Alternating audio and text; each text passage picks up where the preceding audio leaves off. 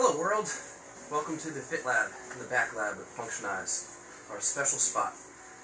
Before we get together on Fat 101, the goods, the bads, the uglies, the awesomes, if you like people and you've got some family and friends that you would like to get the actual, real, nitty-gritty and the no trends, no fads, the actual truths behind things, take a quick second as you're watching this to share it to everybody on your list. Invite them to where you're watching this now, on whatever group it is, and share.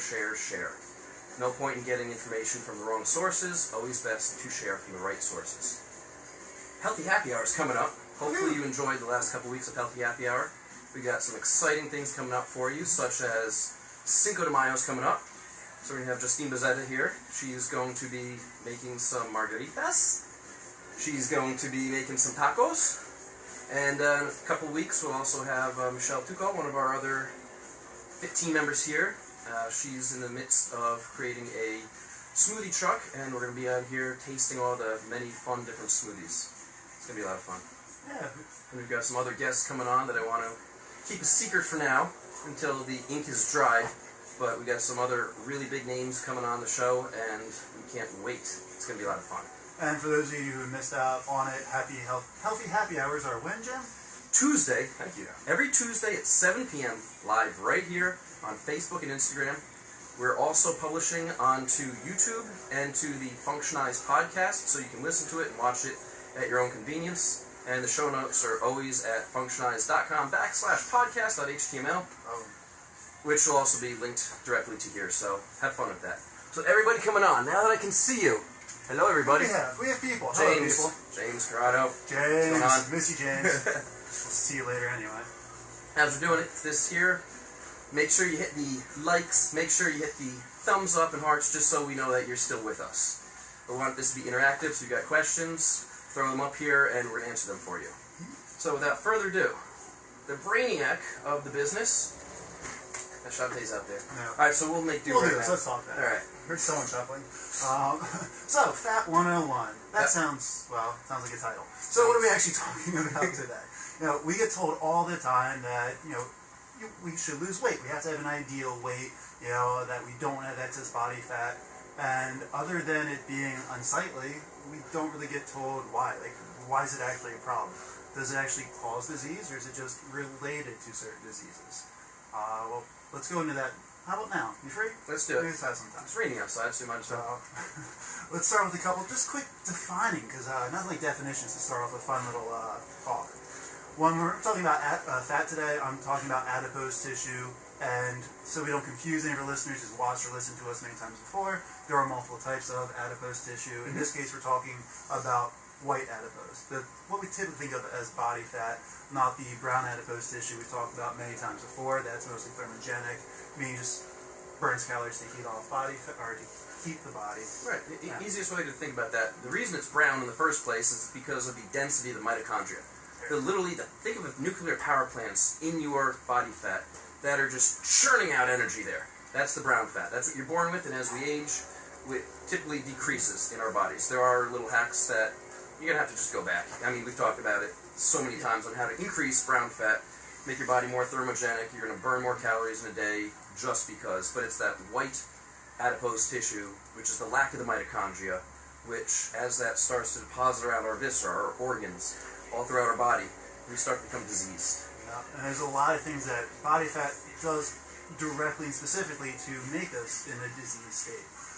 First thing I want to point out, though, is more of the definition part, is when we say people about overweight or obese, they get asked this all the time, am I overweight? Am I obese? And not like that's not an awesome question asked, me, but how do we actually tell? A lot of people understand the whole BMI component, which is a height versus weight ratio, and if we haven't said it before, based on that, we're obese. Jim and I are obese by that standard. Typically, for an athlete, athletes typically carry higher amounts of muscle tissue than non-athletes. That's where the BMI can kind of be skewed. However, if you're not an athlete, if you're an average recreational enthusiast and enjoy just lifting a little bit of weight here or there, maybe do a little cardio here or there, if you're high on the BMI, you're not an athlete, you are considered obese, and you're at a higher risk for disease. And remember, health, the actual definition of health, is the absence of disease. It's an undiagnosed disorder that causes, it makes you diseased. This is really what it comes down to. Are you a little extra Italian today? Talking a lot more with your hands? How much Italian do I have in me? No, not. If I have some pizza right now, that's the amount of Italian I'll have in me. So the better way, what I think is the preferred way of telling us what someone's weight status is or body fat status is body fat percentage. How much of you is body fat? It's in my opinion, much better direct way of saying, okay, how healthy are you? Because there are optimal levels if you're an athlete or a weekend warrior, where you want to be neurologically and everything. So body fat is what I care more about. And in case people are curious, if people ask me, hey, am I overweight or obese? The standards that are set for body fat percentage for men is if you're over 25% body fat, you're considered overweight. Women, given a couple extra percentage at about 33. So if you're curious, we have the Fit 3D scan. We can check what your body fat is, get you a baseline, and let you know what we can help you from there. Took a deep breath in. I did take a deep breath. I was pondering something there. Individuals that are at these levels, say a guy is 25% body fat, most likely I'm going to say you're not going to be happy with yourself. The majority. Some people, guys, will be 25% body fat and say, okay, I'm good. You're not going to have abs, you're not going to have definition, you're not going to have vascularity. That dad bod you're a fan of? It would be a dad bod, for the most part. Not a dad bod, but a dad bod. When you get into the teens, you're going to start to notice some more definition, especially the low teens, single digits. I mean, you're just a straight-out athlete, and unless you're doing that every single day, you're not going to keep that up for a long term. When it comes to also body mass index and body fat, the only caveat on that one comes with really, really muscle-bound guys. So unless you are a bodybuilder, having too much muscle, actually, I don't want to get too scientific here, but too much mTOR activity, too much protein synthesis has actually been shown to decrease the telomere length, the telomeres in your DNA. As they decrease, you age. The cells end up dying. So what a lot of bodybuilders do after their career is they lose the muscle mass on purpose. Hopefully, they keep body fat lower, probably within the teens. They greatly reduce in size so they can live longer. Those bodybuilders that stay hulked up for their entire lives, unfortunately, don't have very long lives. So, BMI, ask an expert, or just re-listen to this, because hopefully this is starting to make some sense. Exactly. When it comes to BMI, it's actually a component we don't hit too much. It's just too much weight, even if it's full muscle, isn't healthy for us. I mean, as impressive as professional bodybuilders are, that's not really healthy long term. We're not meant to be 300 plus pounds. Correct. A lot of strain on our heart, even though it's on muscle. So there is so much to say just by weight, as opposed to just body fat. Just because you take bull hormones, don't look like a bull, you don't, doesn't mean you should. Long term. Yep. All right. Let's end that rant. Let's get back on our topic. Let's go back to because we never do that stuff. So let's do the simple stuff first of why body fat is a bad thing, how it can cause issues. I see Jared. I'm seeing Jared there. What's up, Jared? Hey, Jared. We're talking. Oh, yeah. So let's do the simple stuff first. The excess body fat is just physically, it's excess weight, which is more weight on our joints, more likely to, in theory, increase the chance that we get arthritis. At the very least, we're more likely to get pain because we're not, again, meant to have that much weight on our hips, or our back, or our knees, or feet, etc. And then as we get more body fat, more weight on us, it's harder for us to keep a good posture because then we slouch a little bit more, again, more distress and pain. And then the counter on that is when we have excess weight pulling us forward, it's going to take more effort and strength to get a core developed to help that again. So we are much more likely to get injured just by having excess weight on us. Exactly. Spinal degeneration, neurological difficulties, headaches, all this comes from too much white fat coming out.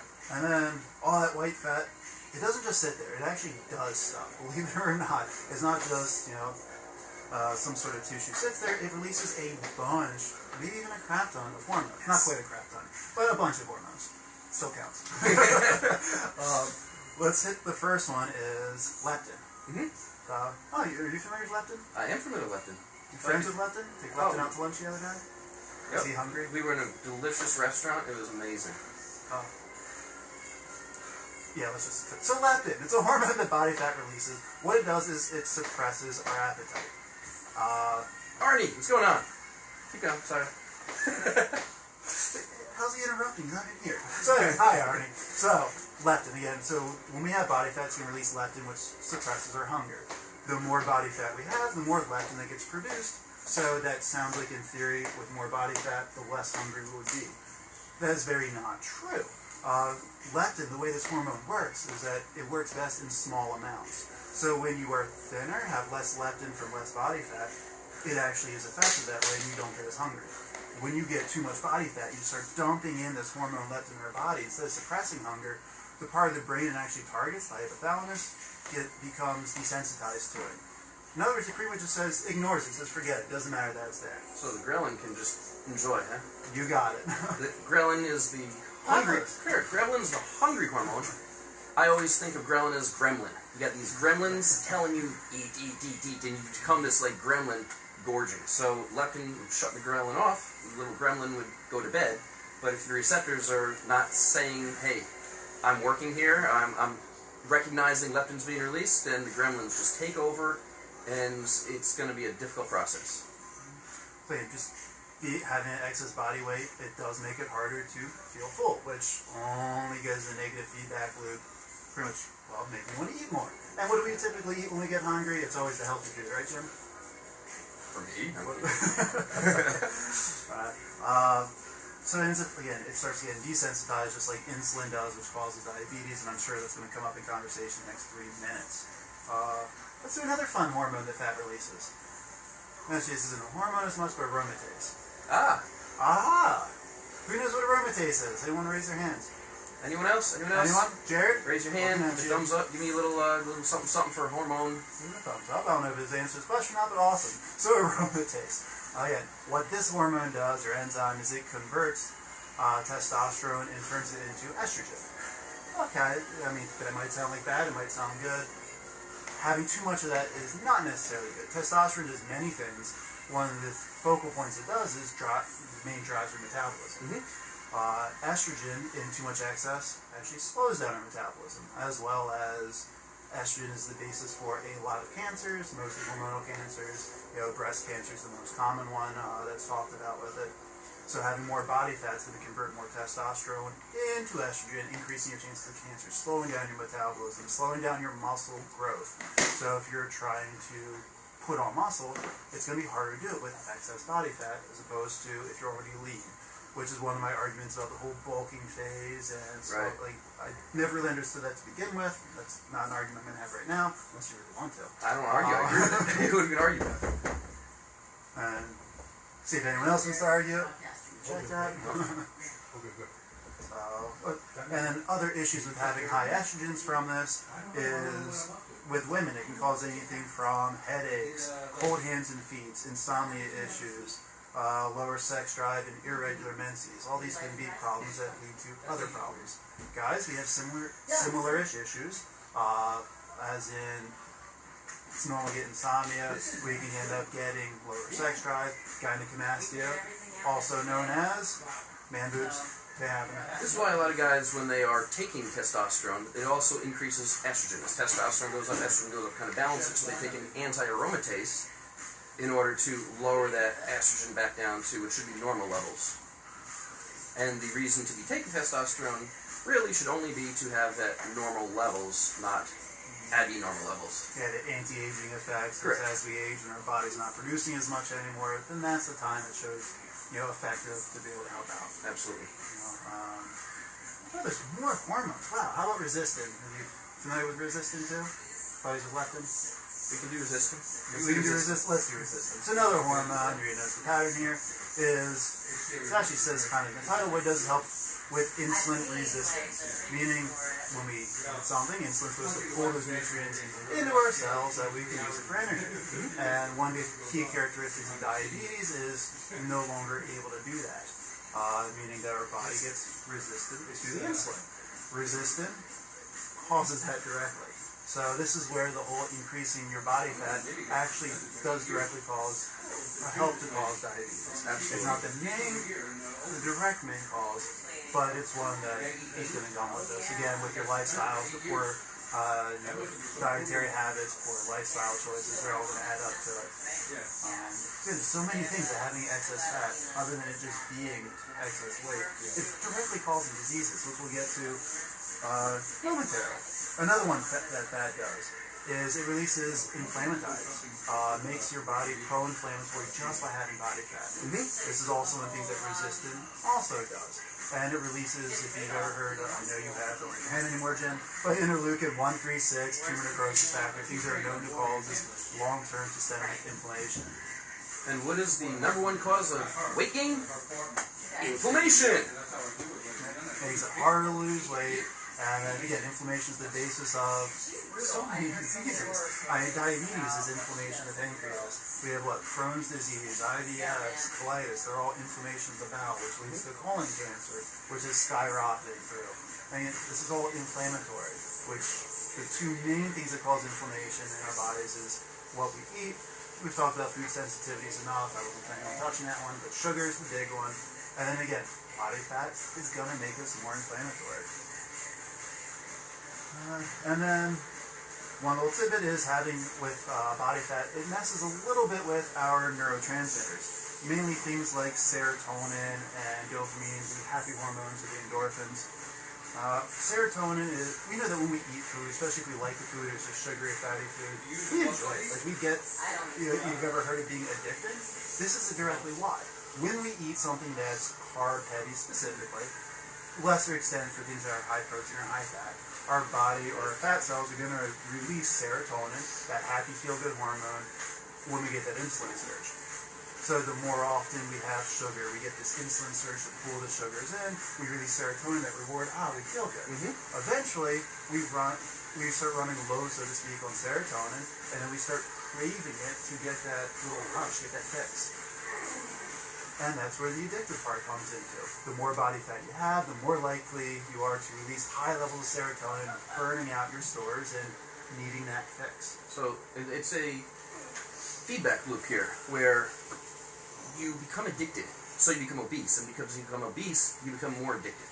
It's this vicious cycle, and really, those that are obese do have psychological issues. There are psychological problems. And once those psychological problems can be overcome, the weight will come off. Time and time again. Once we remove what is that mental block, what's that need for that rush, for you to feel better about yourself, then you will lose the weight, you will feel better, and you will start to get that rush and that feeling without the sugar and the processed carbs and whatever may be causing even greater inflammation for that spike of, well, all that. All that. It also comes into play with stress eaters. You have some people that don't eat at all when they're stressed. You have people that eat everything when they're stressed. Not a direct correlation, but it has shown that people with higher body fat are more likely to be those that are stress eaters, not stress resistors. I guess is the best way you can call it. And again, the serotonin loop of dropping all of those happy hormones, you get the addiction of, I just won by eating cake. Well, again, that feedback loop just constantly makes it more intense, a little stronger feeling, and it's harder to break the habit. Absolutely. And then you get depressed by it, so you go eat more cake, get the happy feeling, and now I want cake. So, as we kept saying, we've mentioned about the hormone issues, how these can cause problems. Now, let's see through the direct problems that they cause, because there's so many comorbidities that come with just having excess body fat. Meaning a lot of diseases that are directly caused or related to having excess weight. You've already named most of the big ones. Yeah, diabetes. I feel like we've beaten this one. Do you want to talk more on that one? Nope. We'll touch a little bit on depression a little bit. Any GI issues, again, can get benefited from just losing weight, being less inflammatory. So again, the Crohn's disease, irritable bowel syndrome, those have been skyrocketing. You see many people in here that come in with huge. And then what's more remarkable is how much that stuff changes and can get better with just a quick little lifestyle change and a couple pounds lost. Yes. Significant. You don't have to deal with, we'll call it running stool all the time. There are much better ways around this. Other issues, heart is the big one. Just having excess weight, more pressure on the heart. Again, that was even just having weight, even with muscle mass. That's the biggest problem that bodybuilders and stuff have is heart attacks and cardiovascular issues. Again, directly caused from just having excess body fat in this case. So many of them. Hormone imbalance issues. It's a lot harder to help with hormone imbalances. Too much estrogen, too much progesterone, too much testosterone. These are common issues that doctors of all levels have to try to deal with. Again, it's easier, your body adapts better when there's just less body fat involved with it. And similar things with, stroke and poor wound healing. They also slow down. All these little factors that help you make it healthier, we done just by losing a little bit of body fat. It's really why we push it. It does make you sicker. So, easy way to make yourself better, feel better, and at least in my opinion look better, is drop a couple of those extra pounds. And it's not that difficult overall to do, it's just that accountability, staying consistent with it, which will always help you out with it if you need. So, share it with friends, share it with family. If you got questions, put them in the drop-down box below. We will get back to you and we will answer them in the feed, get a discussion going, and anything else we have? No, but if you guys have anything else that you want us to talk about at any point, send us that information too, because if it matters to you, you're curious about it, you're probably more likely to listen to it. And it gives us more stuff to talk about, and if it's more related to you, I don't know, it means a little bit more to us. So send us anything that you want to know about, and we'll make a show about it, maybe even call you out on it. Booyah! Have an amazing weekend. Live functionized.